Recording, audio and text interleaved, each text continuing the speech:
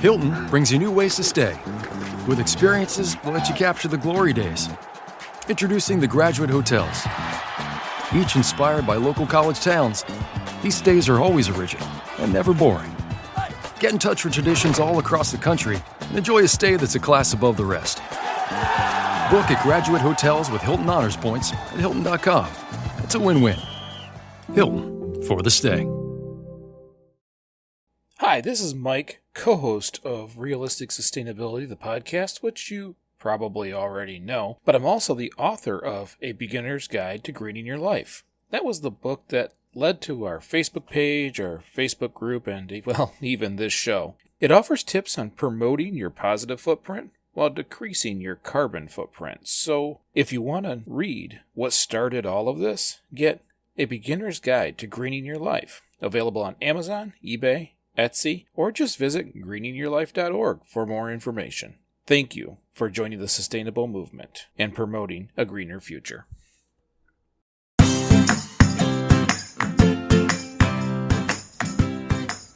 Hi, and welcome back to another Realistic Sustainability short. For those of you who've been listening to the shows, you've heard about this edible landscape project that we're doing in my town of Durand. And for those of you that are finding this as your first episode, this might seem a little weird, so I'll just tell you what it is. We've decided to work with the city to put edible landscapes in, available to all the citizens. What that means is that we've taken some of the flowers out, not gotten rid of them, but spread them out, and have added vegetables so that this summer those plants will grow, those plants will fruit, and anybody can take it. So when we talk about the Edible Landscape Project, especially in this short, that's what we're talking about. You can look up the whole project on greeningyourlife.org. It will show you all the research, everything we've done since day one to today. And for the rest of you, let's get you updated. We have planted more than 150 plants in the ground in the city of Durand. And at this point, we're kind of just waiting for them to grow. We've done everything we can. We've replaced some of the plants we've lost. We've had many more plants donated to us. Thanks, Ace Hardware. And we have really expanded this project. There is all kinds of plants. And in some cases, at a very small scale, harvesting is already happening. Stomping Grounds, the coffee shop in town, has already started pulling parsley and using it for some of their dishes. I myself and several others have pulled Swiss chard and kale and lettuce from places like the People's Spot downtown. So we're already starting to see food coming from it and people taking it. But it's not even close to where we want to be.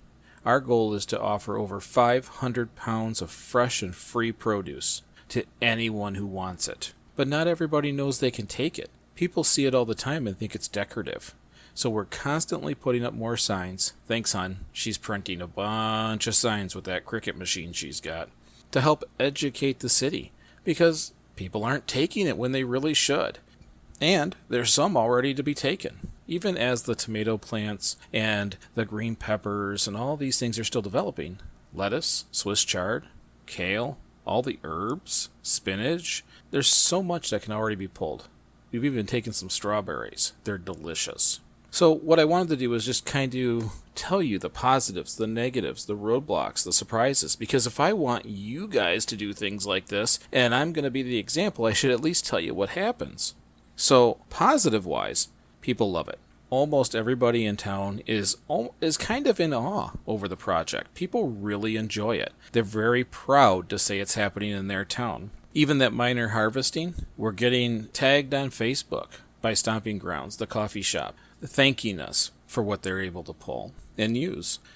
There's always a low time in it, so we worked really hard to get the grounds ready, to get everything set, get all those plants in the ground, but let's be honest, there's like a month where you don't do much of anything other than walk around and trim plants. That's where we're at now. So you have yourself an excellent project with a break built into the middle. Gotta have those plants grow. Our town was on the local news. We had news teams and newspapers and everybody coming out to cover the project. So if your town is struggling being noticed, we were noticed. And we were noticed a lot. Local businesses are already getting good feedback. The large garden in front of the barbecue restaurant in town, the Union Station Smokehouse, has told me that almost everybody coming in is talking about it. It's kind of creating a buzz, and people walking by it sometimes decide to go get a bite to eat. It already is helping small business in Durand, which is fantastic, because that was one of the major things we wanted to accomplish, other than feed people. The last positive I've noticed, it does look good. We were kind of surprised. I knew that it would look okay, but it actually looks good. When you put the right plants in the right places, it's only going to look better when they start to fruit. Now, some of the negatives, it's hard to get enough people to help. Sometimes, because you're working over the summer, people are on lots of vacations. Everybody has a life of their own. So, sometimes 30 people show up and we get a boatload done. Sometimes 5 show up and we still get a decent amount. Sometimes just 1 or 2. But that's just how it works. You get what you can get done while you have the volunteers. And if you don't have any, then you just do what you can. You don't overwork it. You got to keep it fun. And it is what it is. You get as much done as you can. It is one of the hazards of this kind of project is that people are in and out.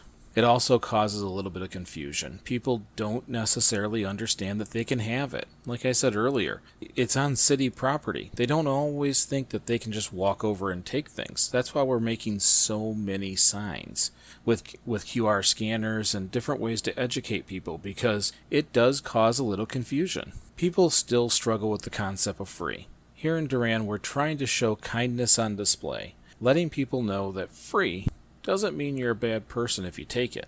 It's part of being a community. Communities work together. They function together. But we still run into some roadblocks where people aren't quite sure if they can take it because they haven't worked for it. I jokingly say, pull a couple of weeds, then you've worked for it. Take as much as you'd like. And last, one of the negatives, I don't know if this happens in every town, but in the small town, there's gossip. There's always gossip, something to be said about anything that is happening, and several times I've run into some people that were less than excited because they heard one thing or another. Fact is, talk to them. Find ways to communicate. We walk through it all. They end up helping. The signs, the QR codes on the signs, the website, the Facebook groups, we're adding as much communication as possible, and it's starting to really pay off here in Durand. Very few people seem to be having any kind of pushback to the program now. Roadblocks? Well, that first roadblock is, like I said before, headcount, managing the plants, trying to get things done. But there's also the fact that plants die. Sometimes we plant in poor soil. We're using areas that aren't necessarily prepped for vegetables. So sometimes the soil's not great. We're doing the best we can to add nutrients, but we do lose some plants. And it might take up to 3 years to really rock the soil. So expect to lose a couple of plants. Watering. Well, most of the places that we go, there's water already there. But, like in front of the smokehouse restaurant, there isn't. Luckily, they volunteered to water the gardens. So you have to make sure you plan on where the water's coming from and who's going to do it. Surprises? Got a lot of surprises. First of all, donations are abundant. From plants to bags of nutrients to even money. People are showing up and wanting to support the program. That is cool because we ended up with more plants than we can count. I think we've put as many as we can in the ground, and we probably still have 30 to give away to the community. I was also very surprised that our state and our county fully supported the program. Our restaurants are legally able to use the produce because of how we grow it, the process that we use, and that we invited the health inspectors to come see what we were doing. I did it because it's not what I do for a living, and I want to make sure I give free and healthy food to the community. But they couldn't find anything for us to change. It's worked out. I was very surprised that we got such strong backing from our county and state. I was also very surprised on how quickly word spread. By the time I called Shiawassee County, they had already heard about the program. The buzz had rippled outside of town. Another thing that I was surprised about is that this project being completed, it really pushed people to create their own kindness projects. We now have a community garden on the other side of town, where another group of people are working with kids on gardening. We had an individual approach the Chamber of Commerce wanting to donate a food pantry, where people could leave canned goods that they don't want anymore for others. These things are popping up left and right. One kindness project is starting to spring into multiples. So that's so far the things that have stuck out most. People love it. A lot of positive. Little confusion. Little bit of gossip that sets you back. Some roadblocks with head count and dead plants. But a lot of surprises. And almost every surprise is good. This project thus far has done a lot of good for the city. Soon we'll be harvesting. Next thing you know, the news will be back out while we're collecting buckets of vegetables. Because if people don't pick them, we still need to pick them. And we'll give them to the schools. Or we'll put buckets out for free. We even have a share garden I think I've talked about in the past. The share stand. We'll put them in there. But we'll find a place to make sure that the residents get that food. Next thing you know, we'll be picking 4 different species of peppers, 4 different species of tomatoes, green beans, sweet peas, sugar snap peas, squash, zucchini, pumpkins, watermelon, lettuce, kale, Swiss chard, cucumbers, more than one kind of course, eggplant, and countless herbs, strawberries, and more. It has been a blast, and people have really enjoyed it. If you're listening to this, you're in Michigan, come see us. Come out, stop, have a coffee. Don't forget, grab yourself a pepper or tomato. And if you really enjoy this, do it next year. Where do you live? Can this be done? What kind of scale can you do it? All you have to do is ask. I was very surprised how quickly everybody was in. We always see things on Facebook, everybody talking negative. But the moment I put it all together, everybody was in. It didn't matter if they liked each other or not. Everybody liked the program. So, don't be scared. Go to your city. See what you can do. Because I bet, before you know it, you'll have your own program just like this. That's all we've got for this week's short. I greatly appreciate you listening. If you get an opportunity, leave us a review on your favorite podcast platform. Those are slowly going up, and they really do help us quite a bit. And if you can't do that, consider sharing the episodes. You can always share them on any of your social media sites. That also helps us, and we really do appreciate it. Thank you so much for listening. I'm Mike, and I will see you next week.